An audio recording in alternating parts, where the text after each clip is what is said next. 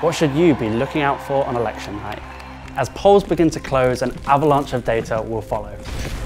Here's the Economist's guide to what you need to know to make sense of it all, and why the winner might be announced quicker than you think.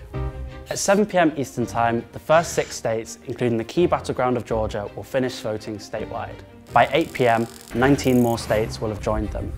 But unless the election is a landslide, it could be a while until you see results that say anything concrete. The first data you'll see are the exit polls. They will give an initial sense of who's voting and why, but they won't include estimates of the candidate's share of the vote, so they won't reveal who has won the election. Next, you'll see early calls in states where one candidate is heavily favoured. These are unlikely to give reliable indications of the results early on, but any big surprises might tell us if there's been a polling error. And then the first sets of counted votes will start to be published, but those won't tell you much either, at least at first. That's because of how they're reported. In many states, counting in large urban areas tends to take longer than more rural counties. Because these urban areas tend to have more Democratic voters, the first results from those states will show the Democrats behind, even if they ultimately end up winning the state. For more solid data, you can follow The Economist's analysis of county-level results. We'll be tracking the change in results between 2020 and 2024.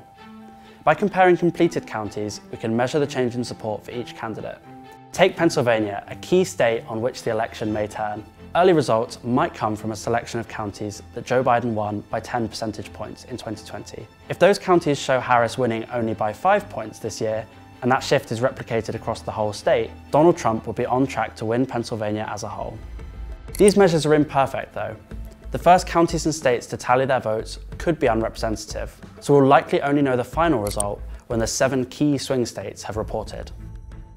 Ultimately, the timing of the final result will depend on how close the election is. As this chart shows, 7 of the past 10 presidential elections were called within a few hours of polls closing.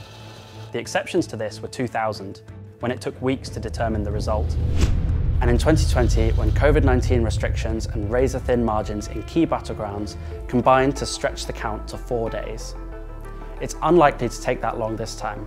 Although polls suggest the race is neck and neck, there's a good chance of a decisive victory for either Trump or Harris if those opinion polls turn out to be slightly off.